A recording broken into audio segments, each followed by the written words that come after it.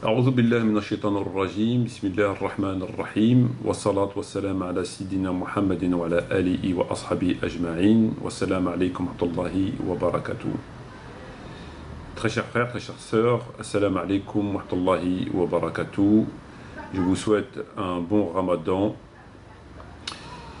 et le bonjour aux éventuels non-musulmans qui écouteraient cette vidéo. Alors, très chers frères, très chères sœurs, je viens vers vous dans cette présente vidéo pour évoquer malheureusement, et une fois de plus, le sujet des Tarawih, as-salat al-Tarawih. Alors, comme beaucoup d'entre vous le savent, j'ai écrit un livre qui est traduit en arabe et en anglais, et on a fait faire un site, on a construit un site qui est un site dédié au salat al-Tarawih afin de rendre compte de nos recherches par rapport à cette prière dite de Tarawih. Que les gens puissent prendre connaissance de nos travaux et, le cas échéant, apporter des informations qui pourraient nous orienter davantage sur ce sujet. Il s'avère que, et je le regrette malheureusement, depuis ces longues années, on n'a pas eu écho, on n'a pas eu d'informations crédibles qui pourraient réorienter notre conclusion par rapport à cette salade dite de Tarawih. C'est-à-dire qu'à l'heure d'aujourd'hui, alors que je vous parle, nous considérons de façon complètement sûre, de façon complètement certaine, que cette prière dite de Tarawih est bien une bid'a et une bid'a muakkada. C'est-à-dire une bid'a certifiée, non pas une sunna muakkada, comme on a voulu nous faire croire pendant de nombreux et longs siècles. Alors bien évidemment, beaucoup de gens sont étonnés d'entendre ces propos et de lire un certain nombre de ces écrits. Néanmoins, les preuves sont là et nul à ce jour n'a pu les contester.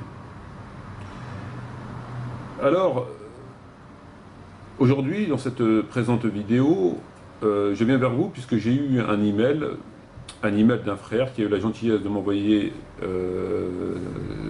cet email afin de m'informer qu'un texte avait été rédigé, lequel vraisemblablement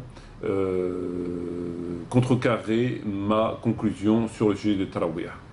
Alors bien évidemment, en tant que chercheur, il est de mon devoir d'analyser tout texte qui serait susceptible de me faire changer d'avis, ne serait-ce que partiellement. J'ai pris donc acte de ce texte et ce texte m'a paru intéressant. Intéressant, pourquoi?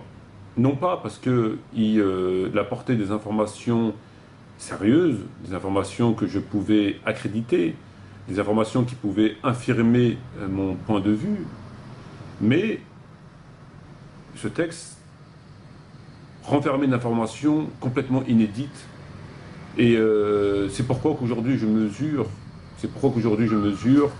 la dangerosité de certains nombres de personnes vraisemblablement adhérant à des sectes,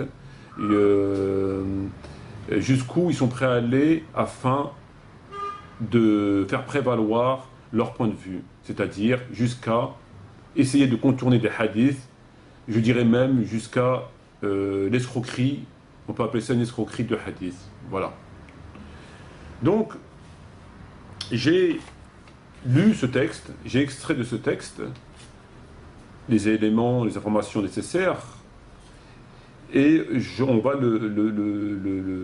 l'analyser ensemble, si vous voulez bien, pour voir ce qui en ressort exactement, car beaucoup de gens n'ont pas la science nécessaire, n'ont pas le discernement nécessaire, n'ont pas l'information nécessaire pour savoir ce qui ressort exactement, parce qu'il y a beaucoup de gens qui sont de bonne foi, mais malheureusement ils n'ont pas les capacités nécessaires pour avoir une conclusion arrêtée. C'est pourquoi je suis là, j'apporte mon concours afin d'éclairer nos frères et sœurs pour ne pas qu'elles soient qu'elle soit induite en erreur et qu'elle soit davantage dans le doute par rapport à ce sujet, entre autres. Donc ce texte a été rédigé par un certain docteur Al-Ajami. Alors docteur Ajami, moi personnellement, ça ne me dit rien. Je ne sais pas si c'est un docteur en théologie ou un docteur en médecine. Quoi qu'il en soit, c'est ainsi qu'il se présente. À présent, abordons la question des tarawih à travers son texte et on va ensemble l'analyser le plus sérieusement possible. Tout d'abord, ce docteur, M. Al-Ajami, nous dit dans son texte les prières dites de tarawih, c'est-à-dire prières des repos, du fait des pauses et des temps du dhikr aménagés. Donc, M.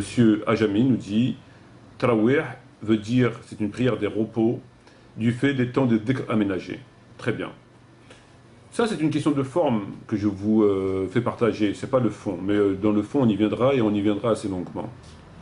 Alors, moi, lorsque je lis des choses comme ça, je me dis, est-ce qu'ils sont à ce point ignorants, insensés, ou est-ce que c'est volontaire, c'est pour enjoliver les choses?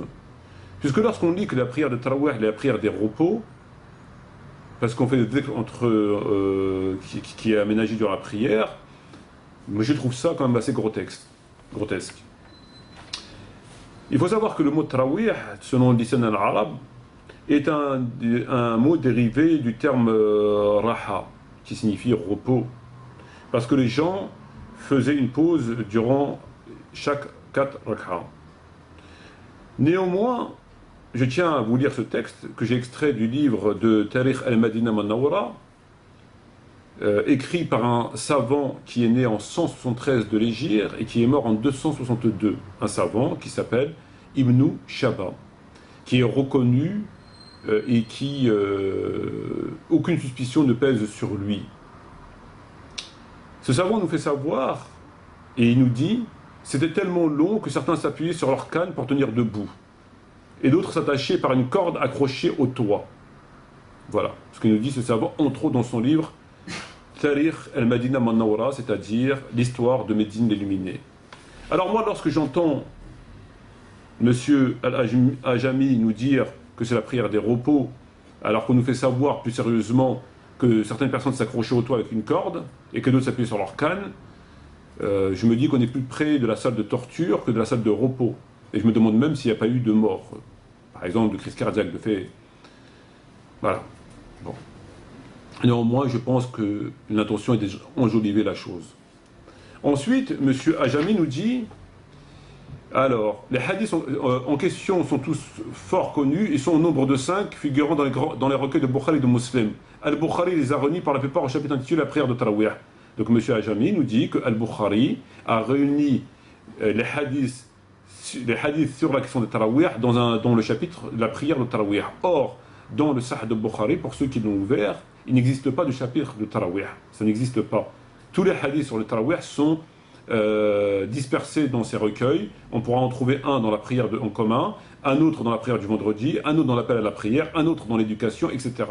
Donc lorsque M. Ajami nous dit Al-Bukhari les a réunis pour la plupart au chapitre intitulé de la prière de Tarawih, c'est faux, c'est complètement faux, il n'a rien réuni du tout, et il n'existe pas de chapitre sur le Tarawih. C'est de pure forme, mais c'est important de signaler les erreurs dans les documents pour mieux mesurer la profondeur de l'ignorance. Ensuite, M. Ajami nous dit, en citant Ibn Taymiyyah, alors, il nous dit, Ibn Taymiyyah a dit, au sujet de Tarawih, l'innovation est contre la charia, et la charia, c'est ce que Dieu et son prophète ont ordonné ou conseillé, à moins que ces choses aient été faites du temps du prophète, comme par exemple la prière de Tarawih, en commun. Et ensuite, Ajami nous dit, il faudra donc que les apprentis d'honneur de fatwa, ils regardent à 2 fois avant de se brûler la plante des pieds. Donc en fait, ce que M. Ajami veut nous faire comprendre, c'est que les Tarawih, d'après Ibn Taymiyyah, c'est une prière en commun, point de doute. De ce fait, dans la mesure où Ibn Taymiyyah l'a dit, on ne peut plus contester. Voilà, donc il faut comme il dit, il regarde à 2 fois avant de se brûler la plante des pieds. C'est une expression. Alors moi j'aimerais signaler que par rapport à Ibn Taymiyya, avec tout le respect qu'on lui doit, il faut savoir qu'Ibn Taymiyya, son témoignage sur le tarawih, à mon sens, ne peut pas être recevable. Pourquoi il ne peut pas être recevable? En dépit du fait que c'est quelqu'un qui était savant. Mais lorsqu'on sait qu'Ibn Taymiyya ne condamne jamais Muawiyya, alors que la liste des crimes, des génocides de Muawiyya sont d'une évidence absolue, totale, il faut être aveugle, et même un aveugle les verrait, et que dans ses livres, il ne condamne jamais Muawiyya, et souvent il a tendance plus à condamner Ali, radiyallahu anhu, on est en droit de se demander, de se poser la question, est-ce que Ibn Taymiyya serait capable de condamner Omar ibn Khattab radiyallahu anhu sur une erreur ou sur une innovation? En ce qui me concerne, non, absolument.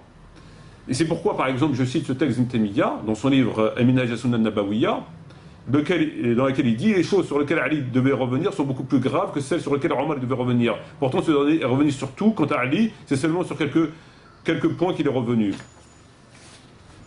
Alors, c'est seulement sur quelques-unes seulement qu'il est revenu. Seulement quelques-unes qu'il est revenu. Alors, Ibn Taymiyya, qu'est-ce qu'il nous dit? Il nous dit que Ali a commis des erreurs, mais il n'est pas revenu sur ses erreurs. Vraisemblablement, il n'a pas voulu revenir sur ses erreurs, à part sur une ou deux erreurs. Alors qu'Omar est tout le temps revenu sur ses erreurs. Moi, lorsque je lis ça, ajouté à sa position sur Muawiyya et d'autres récits, je considère de ce fait que sur un certain nombre de sujets, le témoignage d'Ibn Taymiyya, ses écrits, ne peuvent être perçus comme étant impartiaux et par conséquent recevables. C'est pourquoi, sur la question de Tarawih, je ne peux accepter, je ne peux me limiter, me borner à ce texte pour accréditer le fait que les tarawih sont bien une prière en commun. Voilà. Surtout quand la sunna, toute la sunna nous dit le contraire. Et on va y revenir si vous le voulez bien. De ce fait, je rejette ces propos et ce pseudo-argument de Al-Jalami. Alors, on rentre dans le vif du sujet. Monsieur Al-Jalami nous cite la première preuve que la prière de Tarawih est bien une sunna, et une sunna muakkada. Il nous cite, il nous dit Abu Hurayra a dit, le prophète a dit, à qui prie les nuits du ramadan avec foi et conviction sincère, ses fautes seront pardonnées. Alors on connaît ce hadith, mais le prophète il n'a pas dit qui prie les Tarawih en commun, ses fautes seront pardonnées. Il a simplement dit celui qui fait qiyam al-layl, ses fautes seront pardonnées. Je ne vois pas qu'est-ce que ce hadith a à voir avec le Tarawih. C'est un argument qui n'a pas sa place dans ce document et qui l'auteur qui l'a inséré ou nous prend pour des cons, des ignorants, ou alors il connaît rien à rien. Voilà, tout simplement. Mais ce hadith n'a aucun rapport avec le tarawih. Le prophète a dit celui qui prie, et, parce que c'est qiyam al-layl, donc etc. C'est tout ce qu'il a dit le prophète. Donc il n'a rien à faire dans le rubrique tarawih. Voilà. Vous voyez, on y va doucement et puis on accumule les erreurs et les manipulations. Ensuite, il nous cite un autre hadith pour encore corroborer son propos. Il nous dit, donc Bukhari a rapporté d'après Aïcha radhiyallahu anha, le prophète a fait une note, etc. pour prier. Des gens seront groupés alors et prièrent derrière lui. Donc il nous dit des gens seront groupés derrière le prophète et ils ont prié derrière lui. Très bien. Et c'est rapporté par Bukhari. Ok, on prend acte de ces propos-là et je mets ce document sur le côté pour y revenir. Donc il y a bien écrit des gens seront groupés et prièrent derrière lui. Bon, très bien. C'est en français, on va y revenir. Dans un autre hadith, toujours pour corroborer son propos, il nous dit, alors, d'après Aïcha, radhiyallahu anha, donc, je cite, le prophète sortit, les hommes prièrent alors avec lui, au matin, la chose